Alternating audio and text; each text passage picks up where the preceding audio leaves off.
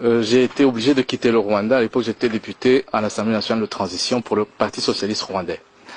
Mais quelques mois avant, j'ai eu l'occasion, c'est peut-être une chance, d'assister à une séance au cours de laquelle l'ancien président de la République, Pasteur Bizimungu, est venu nous expliquer les raisons pour lesquelles l'armée rwandaise était au Congo, au Zaïre à l'époque. Il a amené avec lui une carte et il nous a expliqué dans une séance qui était à huis clos jusqu'à quel niveau le Rwanda précolonial pouvait être délimité.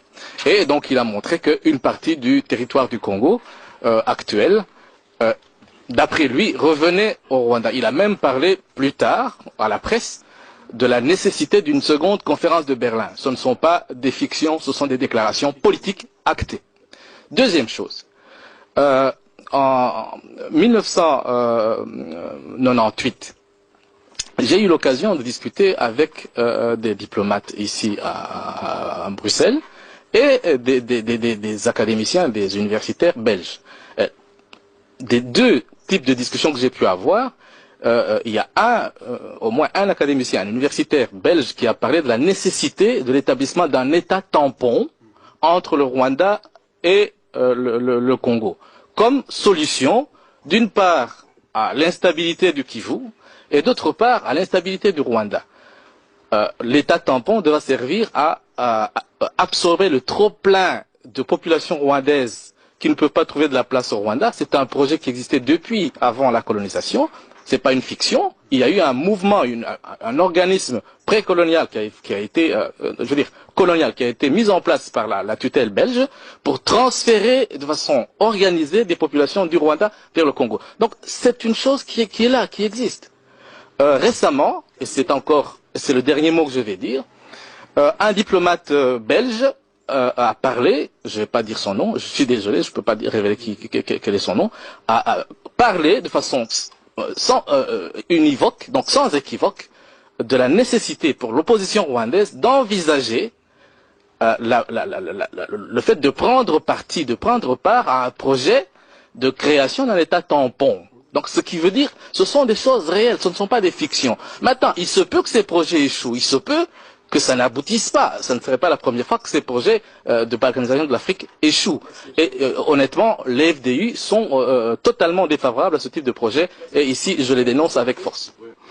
Nous avons été invités en Allemagne par une église allemande, et lors de cette rencontre, il se trouvait là-bas des responsables politiques allemands qui nous ont demandé ceci, qui nous ont dit ceci.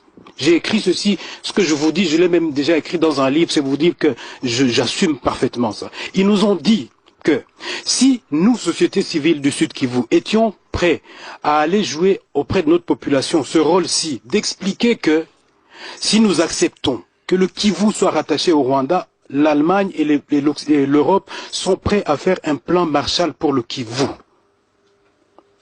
Ce n'est pas de la fiction, monsieur. C'est vrai que, peut-être que de nouveau, comme on l'a dit tout à l'heure au niveau géopolitique, les Rwandais ne sont pas forcément à la base de ça. Mais ceux qui tirent les ficelles, ils veulent ça. Quand on parle de Nkunda, aujourd'hui, Nkunda dit qu'il a 350 000 réfugiés qu'il doit réinstaller. Où? Là où il a déjà évacué plus d'1 million de personnes, 1 million de déplacés qu'il y a au Kivu aujourd'hui. Vous le savez très bien. Les conditions de la kosovisation avancent petit à petit. Et ça échappe à la population, aux Tutsis, aux Bashi, aux Hutus, aux Banande, etc. J'en termine avec la question de la gouvernance. Si vous voulez qu'on parle de la gouvernance, cher monsieur du CNDP, on peut être d'accord peut-être sur le fait qu'à Kinshasa, la bonne gouvernance qui est pas. Mais est-ce que ça vous donne le droit de prendre les armes? Est-ce que ça vous a donné le droit de ne pas participer au processus électoral? Non, parce que vous avez un plan qui est bien déterminé. Ce qui nous présente la guerre au Congo comme une guerre ethnique, c'est celle